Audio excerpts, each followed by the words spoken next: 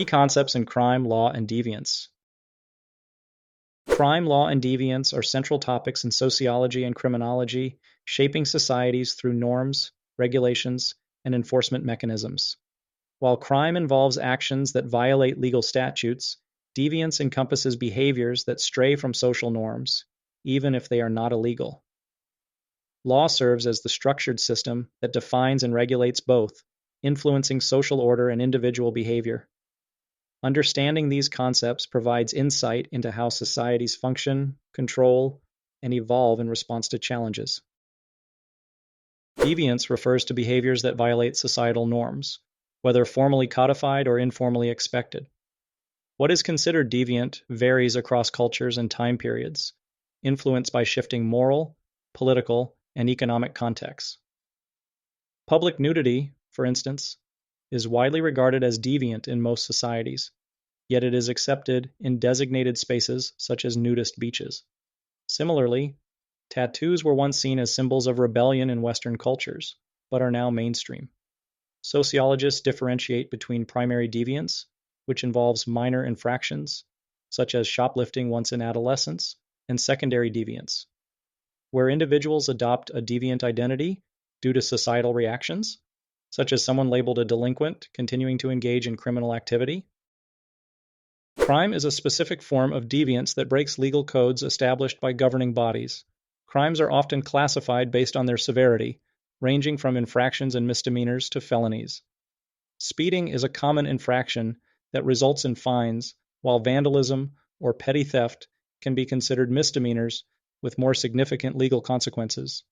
More severe crimes, such as armed robbery or homicide, are classified as felonies and carry harsher penalties, including long-term imprisonment.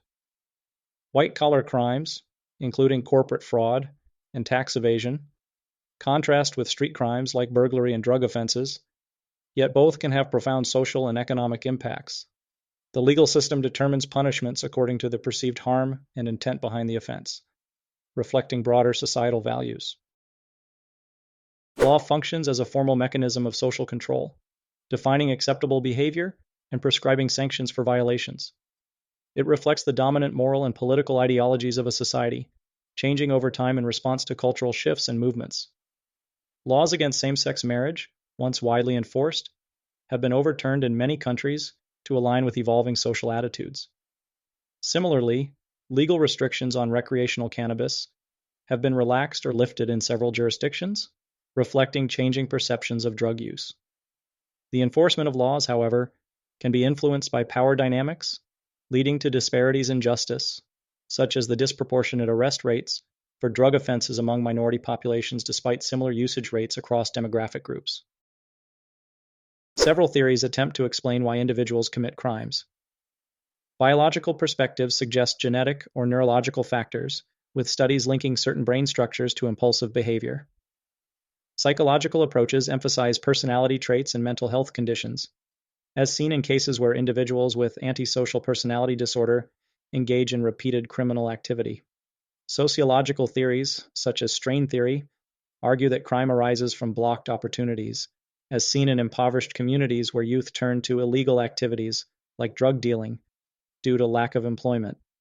Differential association theory suggests that criminal behavior is learned through social interactions, explaining why gang-affiliated individuals are more likely to commit offenses. Each perspective offers valuable insights into the complexity of criminal behavior and its prevention.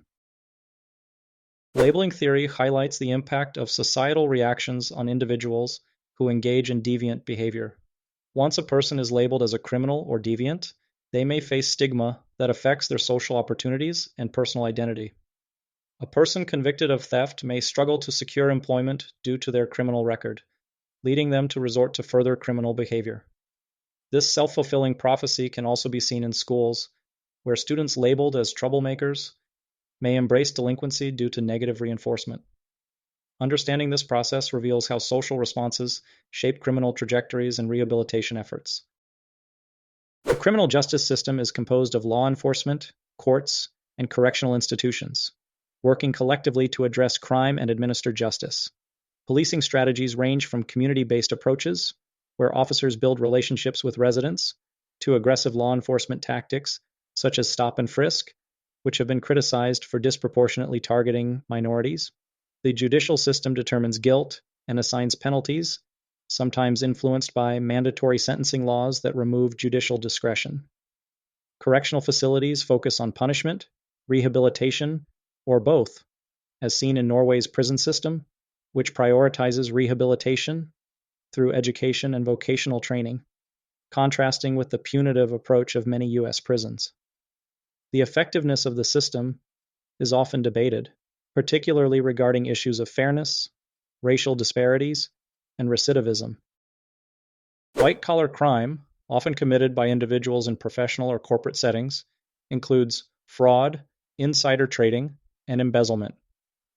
The Enron scandal, where executives manipulated financial statements to deceive investors, is a well-known example of corporate fraud with devastating economic consequences. These crimes, despite their financial and social harm, are frequently punished less harshly than street crimes, highlighting disparities in legal enforcement.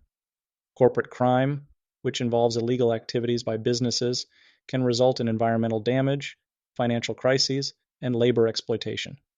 The Volkswagen emissions scandal, in which the company falsified pollution test results, demonstrates how corporate misconduct can affect millions. The challenges in regulating such crimes illustrate the intersection of law, power, and economic interests. Societies differ in their approaches to punishment, with some prioritizing retribution while others emphasize rehabilitation. Incarceration is a common punitive measure, yet its effectiveness in reducing crime remains contested. The United States has one of the highest incarceration rates in the world, yet recidivism remains a major issue, suggesting that imprisonment alone may not deter crime. Rehabilitation programs, including education and job training, aim to reintegrate offenders into society and reduce reoffending. The success of Finland's open prison model, where inmates are gradually given more freedom and responsibilities, suggests that humane approaches to rehabilitation can be effective. Alternatives such as restorative justice focus on repairing harm and fostering reconciliation between offenders and victims, as seen in indigenous legal traditions that emphasize community-based conflict resolution. Mass incarceration, particularly in countries with high imprisonment rates, raises concerns about justice, human rights, and social inequality. Policies such as mandatory sentencing and the war on drugs have contributed to the expansion of prison populations, disproportionately affecting marginalized communities. In the United States, Black and Latino individuals are incarcerated at significantly higher rates than white individuals for similar offenses, highlighting systemic inequalities. The long-term consequences include economic burdens, fractured families, and limited opportunities for reintegration. Efforts to reform criminal justice policies, such as sentencing reductions for nonviolent drug offenses and increased funding for rehabilitation, aim to address these issues. Debates surrounding criminal justice reform highlight the need for balanced policies that ensure safety while addressing systemic disparities. Crime, law, and deviance shape societies by defining acceptable behaviors and prescribing responses to violations. Social norms influence perceptions of deviance, while legal systems establish boundaries between permissible and criminal acts. Theories of crime causation offer insights into individual and structural factors, shaping policies aimed at prevention and justice. Examples of corporate fraud, mass incarceration, and systemic disparities underscore the need for ongoing evaluation and reform.